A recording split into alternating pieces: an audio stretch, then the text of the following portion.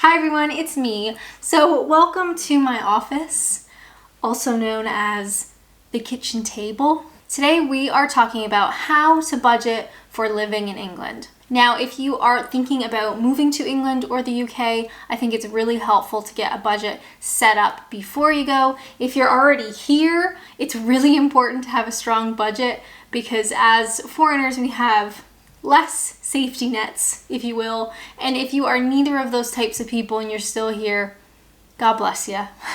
Thank you for watching this video. For those of you who don't know me, my name is Alanna and I'm a Canadian, but I've been living here in England for the last 5 years.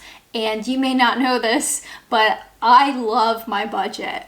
I really, truly do. So let's get right to it, talk all things budget. And without further ado, let's go. Okay, first things first is I have tried a bunch of budgeting programs. I even at one point tried to make my own in Excel and it was just an absolute disaster. So for the last few years, I've been using You Need a Budget. Now this is not sponsored, but if anybody from You Need a Budget is watching, hi.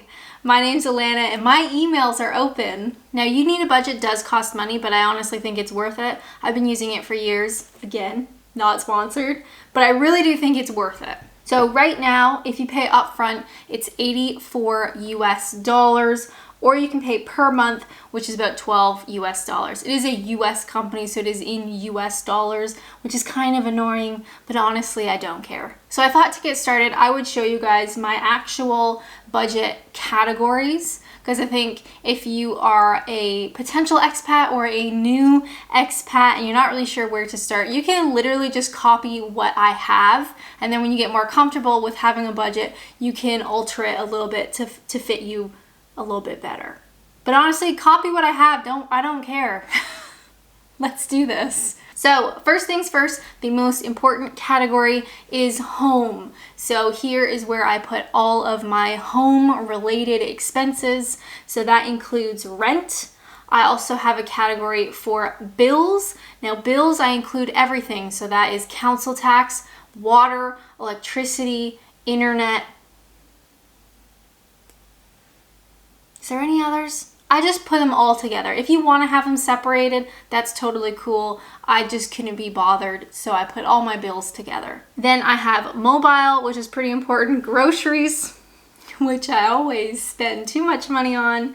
I have a category called house stuff. So this is any time that we need to buy furniture or any little bits and pieces around the house. Hence the title, house stuff. And finally, I have health and beauty in my home category. So health and beauty would be my gym membership, my paid prescriptions, any like medicine kind of stuff. It could also be things as simple as I need a new hairbrush. I go through hairbrushes like quite a lot. So anything health and beauty related would come out of that category. So home is a category group. It is my most important group, so I have it at the top of my budget. And then all the little things underneath are their individual categories. So I find with You Need a Budget, it's really easy to like visually organize all your stuff as well. So this home group is right at the top of my budget. It's the most important. And I find that these categories just really work well for me. Now, if you want actual numbers, I did a video fairly recently, the cost of living in England. And in that video, I talk about specific numbers, you know, what I pay for internet, what I pay for rent, all that kind of stuff. So you can watch that video if you like. If you've already seen it, thank you so much. You're absolutely wonderful. But this at least gives you an idea of how I structure those expenses. I know this is so boring, but honestly, I truly love this budget. I love it. I could talk about this all day. I hope this video isn't too rambly.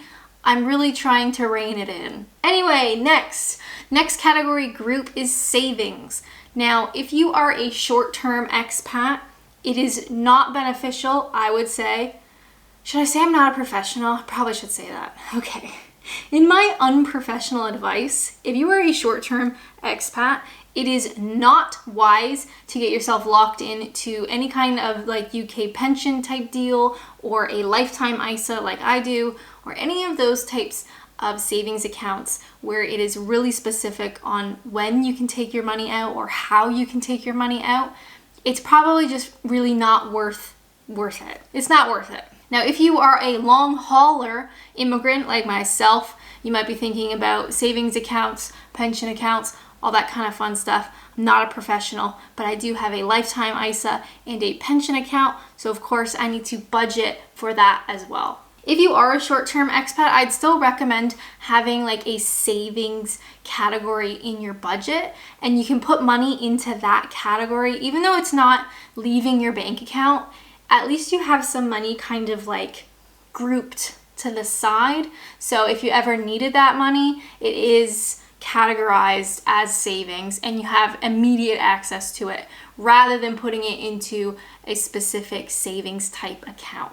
I don't think it's worth it if you're only going to be in the UK short term. It can get quite confusing taking that money out and getting access to it. So that's just my hot tip for the day. My next category in my budget are quality of life goals. I honestly couldn't think of a title of this one, but it's one of the like options that you need a budget offers. So I was like, all right, let's call it that. Now in this category, we have flights to Canada. So I try to go back to Canada once a year. Unfortunately, that costs money.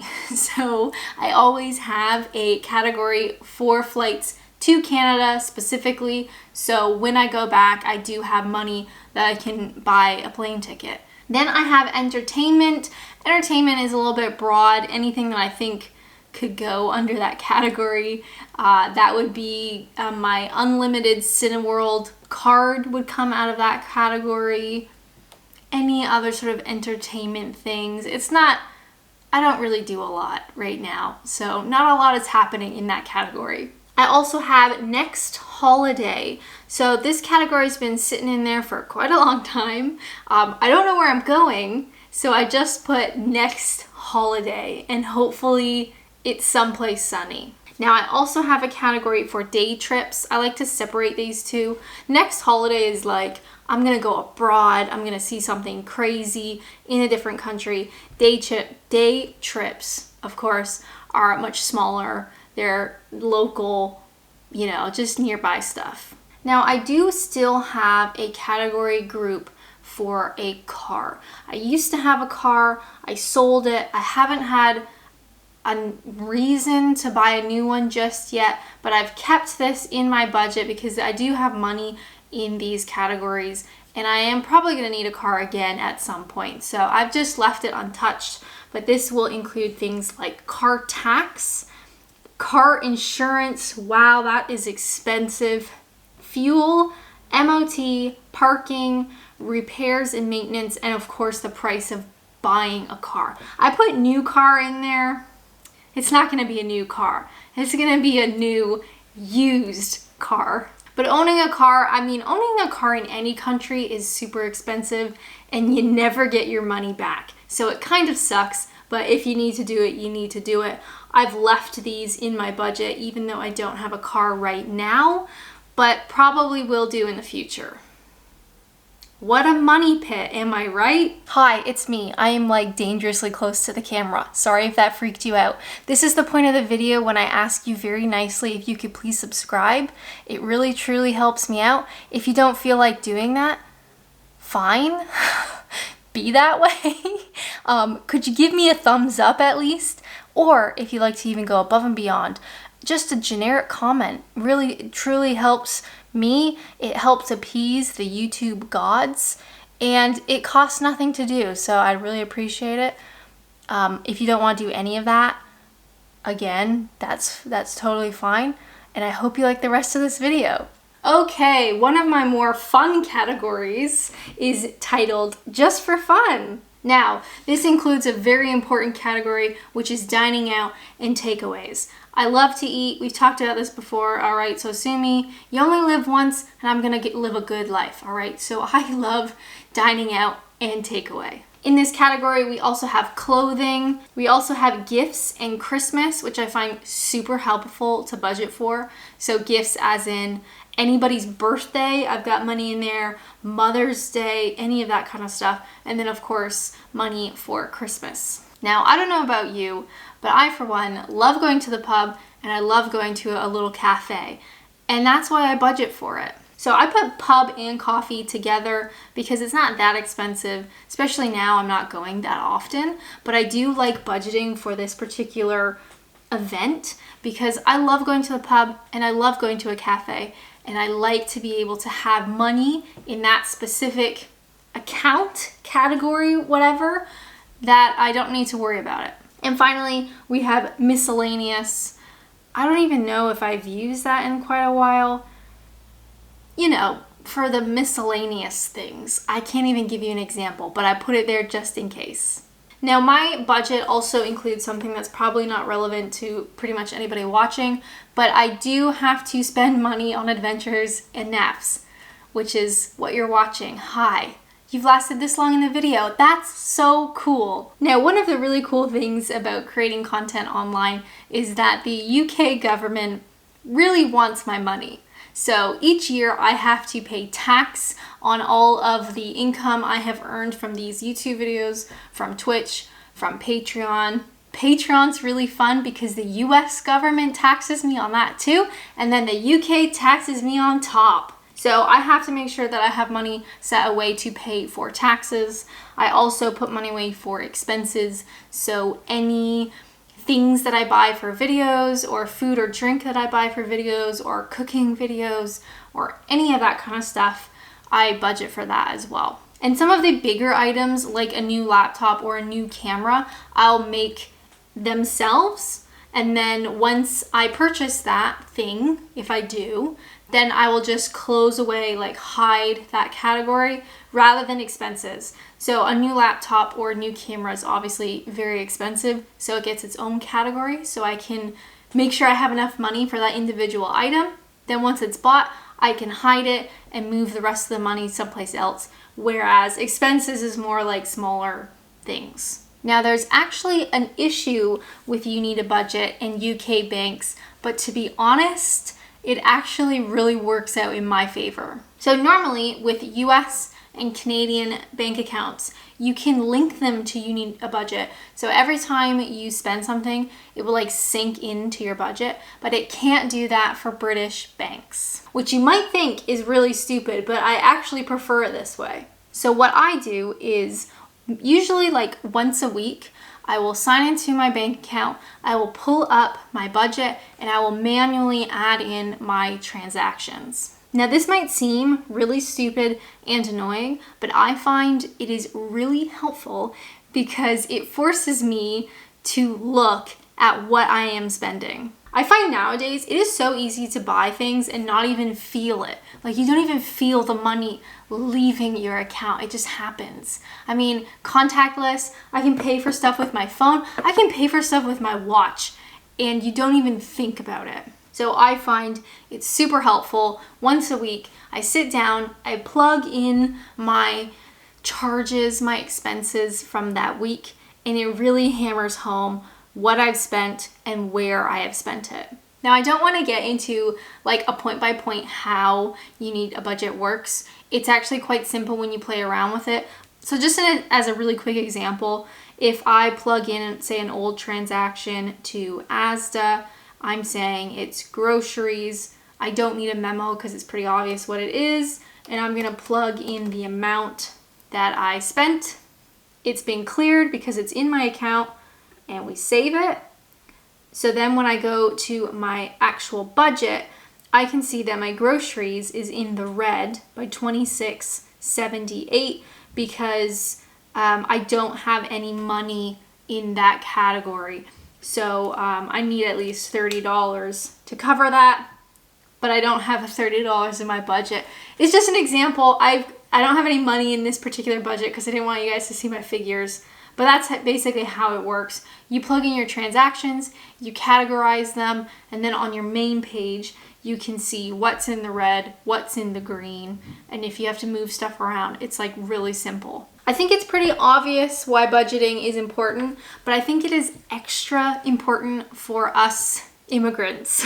One of the scariest parts about moving abroad is running out of money. It's a real fear. It's a real thing that happens. It's quite scary. But I think if you are able to make a budget before you move, save up a lot of money, then at least you're in a better position for when you do move. And typically, a lot of people recommend that you have like 2 to 3 months worth of living expenses saved. So when you move to England and you can't get a job, you are still okay for a little while. I do think as well, as an immigrant in a foreign country, you have a lot less safety nets. I don't know if British people know, but a lot of working visas do not allow you any sort of benefits. So if something were to happen, you are not eligible to claim benefits. I also have no family here, so it's not as simple as, calling up my mom and be like, hey mom, I'm actually I lost my job. I can't afford my property, so I'm gonna have to give notice on my flat and I need to move in with you. I can't do that because my mom lives in another country. So yes, I love my budget. I love talking about my budget. I love rambling on about my budget. I could talk about this all day long, but I feel like this video is probably getting too long. So I think I need to wrap it up. I hope you like this video. I think it is super crazy duper, super just absolutely very important to have a budget for anybody, of course, but especially for us expats and immigrants. If you have any questions about my budget or how I budget for the UK, please leave a comment down below. If you have a budgeting software that you really love, I'd also love it if you could include that in the comments and we could have a big resource for people looking into budgeting softwares and that kind of stuff. I think that's all I want to say. Whenever I turn the camera off, I always remember stuff afterwards, or when I'm editing, I think of stuff. But I think that's it. Having a budget, super important.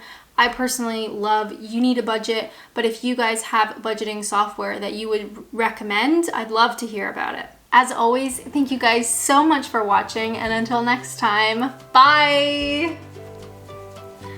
Oh man, have I told you guys how much I love my budget? I'm gonna go do my budget right now. I'm so excited.